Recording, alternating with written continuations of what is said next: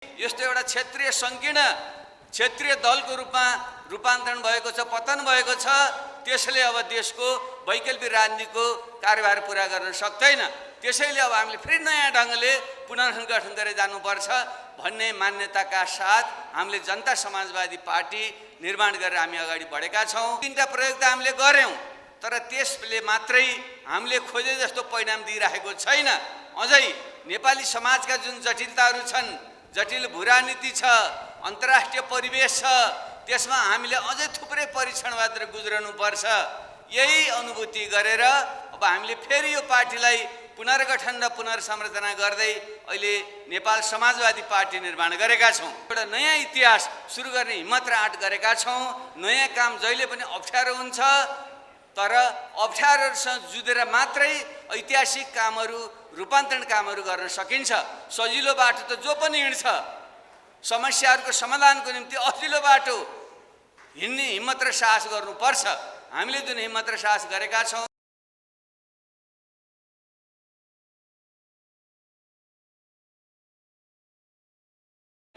50 वर्षदेखि राजनीतिक आन्दोलनमा लागेर विभिन्न आन्दोलन र अवरोह आरोहहरू भेल्दै आएका मानिसहरूले फेरि एकपटक नेपाल समाजवादी पार्टीको नाउँबाट नयाँ राजनीतिक यात्रा सुरु गर्दैछौँ। धेरै मान्छेलाई आश्चर्य लाग्न पनि सक्छ कि यो देशमा पार्टीका अभाव भएका हुन्, नेताका अभाव भएका हुन् कि हामीले अर्को एउटा दोकान खोल्न थालेको हो। होइन, नेपालमा 7 साल आसपास पछि जुन लोकतान्त्रिक आन्दोलन सुरु भयो, त्यस क्रममा सुरुको चरणका प्रजा परिषद नेपाली काङ्ग्रेस, त्यसपछिको क्रममा कम्युनिस्ट पार्टीका विभिन्न घटकहरू र 46-47 को आन्दोलनपछिको एउटा अधुरो राजनीतिक परिवर्तनपछि माओवादी, मधेस केन्द्रित दलहरू, जनजाति, मधेस, आदिवासी केन्द्रित दलहरू नेपालमा बने। तर 72 सालमा संविधान सभाबाट संघीय लोकतान्त्रिक गणतन्त्रको घोषणा भएपछि नेपालमा लोकतान्त्रिकरणको एउटा चरण मूलतः पुरा भयो।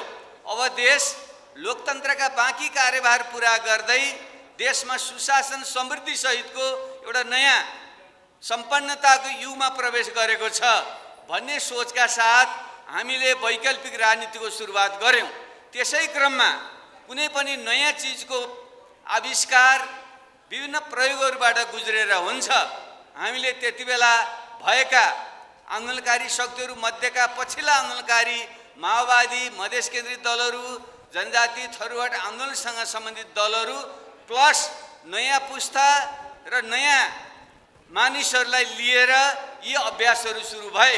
त्यसै क्रममा नै हामीले नयाँ शक्ति पार्टी, मधेस केन्द्रित दलहरू, जनजाति आन्दोलनसँग सम्बन्धित दलहरू मिलेर नयाँ प्रकारको वैकल्पिक राजनीतिको अभ्यास गर्न खोज्यौँ र त्यसै क्रममा पहिले समाजवादी पार्टी, त्यसपछि जनता समाजवादी पार्टी बनाएर हामी अगाडि बढ्यौँ। यहाँसम्म आइपुग्दा हामीले के अनुभूत गर्यौँ भने विज्ञानको आविष्कार थुप्रै प्रयोगबाट गुज्रेर मात्रै पुष्टि हुन्छ। 2-3टा प्रयोग त हामीले गर्यौँ, तर त्यसले मात्रै हामीले खोजे जस्तो परिणाम दिइरहेको छैन। अझै नेपाली समाजका जुन जटिलताहरू छन्, जटिल भूराजनीति छ, अन्तर्राष्ट्रिय परिवेश छ, त्यसमा हामीले अझै थुप्रै परीक्षणबाट गुज्रनुपर्छ। यही अनुभूति गरेर अब हामीले फेरि यो पार्टीलाई पुनर्गठन र पुनर्संरचना गर्दै अहिले नेपाल समाजवादी पार्टी निर्माण गरेका छौँ। यस क्रममा अब छिटै निर्वाचन आउँदैछ। निर्वाचनको मुखमा एउटा फेरि नयाँ पार्टीको सुरुवातले यसले के अपेक्षित परिणाम ल्याउला या नल्याउला यो एउटा विषय छ।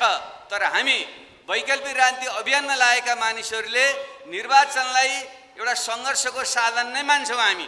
हाम्रो निम्ति सत्ता सबै थोक होइन, सत्ता भनेको समाज रूपान्तरणको एउटा साधन हो।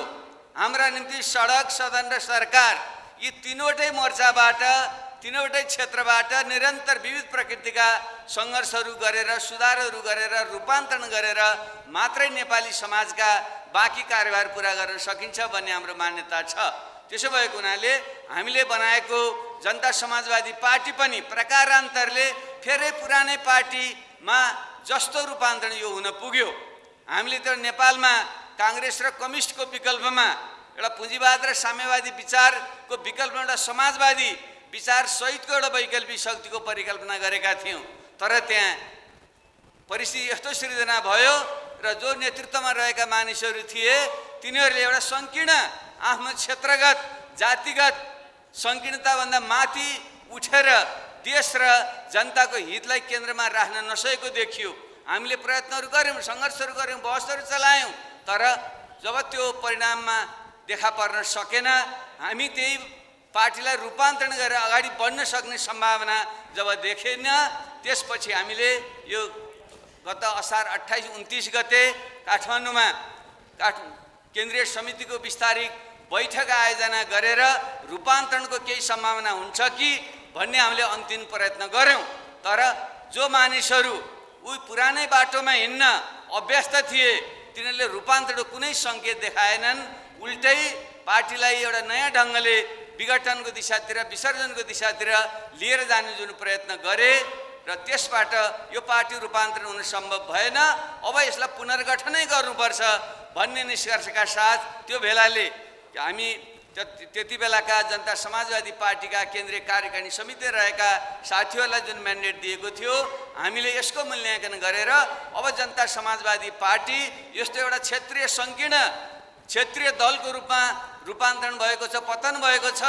त्यसले अब देशको वैकल्पिक राजनीतिको कार्यभार पुरा गर्न सक्दैन। त्यसैले अब हामीले फेरि नयाँ ढङ्गले पुनर्गठन गरेर जानुपर्छ भन्ने मान्यताका साथ हामीले जनता समाजवादी पार्टी निर्माण गरेर हामी अगाडि बढेका छौँ। वैधानिक ढङ्गले यसको पूर्णताले अझै केही समय प्राप्त गर्न बाँकी छ। हामी यो केन्द्रीय समितिको हाम्रो मुख्य मकसद भनेको यो पार्टीको पुनर्गठित पार्टीको एउटा वैधानिकताको प्रक्रियालाई पुरा गर्ने, त्यसपछि विभिन्न पक्षहरूसँग राष्ट्रिय अन्तर्राष्ट्रिय परिस्थितिहरूसम्म आकलन गर्दै आगामी दिनको कार्यभार तय गर्ने, यो नै हाम्रो यो बैठकको चाहिँ मूल एजेन्डा हो। त्यसै भएको हुनाले म साथीहरू, सम्पूर्ण सहभागी साथीहरूलाई, पत्रकार मित्रहरूलाई मेरो चाहिँ आग्रह छ, हामीले एउटा नयाँ इतिहास सुरु गर्ने हिम्मत र आँट गरेका छौँ। नयाँ काम जहिले पनि अप्ठ्यारो हुन्छ, तर अप्ठ्यारोसँग जुधेर मात्रै ऐतिहासिक कामहरू, रूपान्तरण कामहरू गर्न सकिन्छ। सजिलो बाटो त जो पनि हिँड्छ, समस्याहरूको समाधानको निम्ति असिलो बाटो हिँड्ने हिम्मत र साहस गर्नुपर्छ। हामीले जुन हिम्मत र साहस गरेका छौँ त्यो धेरै कठिन देखिन सक्छ, तर हामीसँग जुन एउटा वैकल्पिक विचार छ, जुन सङ्गठनात्मक ढाँचा र शैलीको जुन हाम्रो एउटा सोच छ, सङ्गठन र नेतृत्वको नयाँ प्रणालीको जुन हामीले सोच हामीले बनाएका छौँ र देशको स्थितिको मूल्याङ्कन गरेर आगामी कार्यभार जुन हामीले तय हामी गर्दैछौँ, यसले देशलाई एउटा वैकल्पिक बाटो देखाउँछ भन्ने हामीलाई विश्वास छ।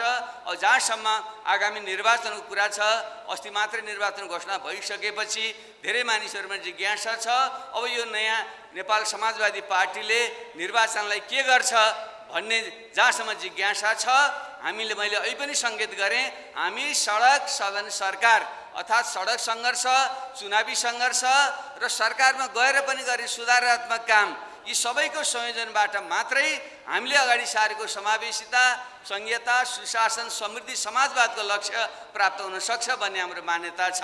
त्यस अनुरूप चाहिँ हामीले जुन यो आगामी निर्वाचन छ यसबारेमा पनि यो बैठकमा गम्भीर हामीले छलफल गरेर यसलाई हामीले कसरी चाहिँ प्रयोग हामीले गर्ने, यसको निम्ति हामी एक्लै अगाडि बढेर हुन्छ या विचार मिल्ने नजिकका शक्तिहरूसँग सहकार्य गरेर हुन्छ, त्यसबारेमा पनि हामी गम्भीर विचार विमर्श गर्नेछौँ र त्यसको आधारमा हामीले निष्कर्ष निकाल्नेछौँ। म यहाँहरूलाई विश्वास दिलाउन चाहन्छु, सहभागी साथीहरूलाई आश्वस्त पार्न चाहन्छु, हामीले नयाँ इतिहास कोर्ने जुन हिम्मत र साहस गरेका छौँ त्यो बाटो केही अप्ठ्यारो भए पनि अन्ततः विजय हाम्रै हुनेछ।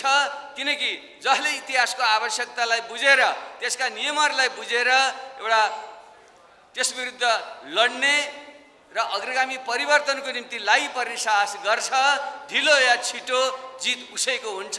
त्यसै भएको हुनाले यही हिम्मत र साथका साथ यस बैठकमा उपस्थित हुन र हाम्रा जुन एजेन्डाहरू छन् त्यसमा केन्द्रित रहेर मुख्यतः अब यो पार्टीलाई देशव्यापी रूपमा पुनर्गठन गर्नु छ।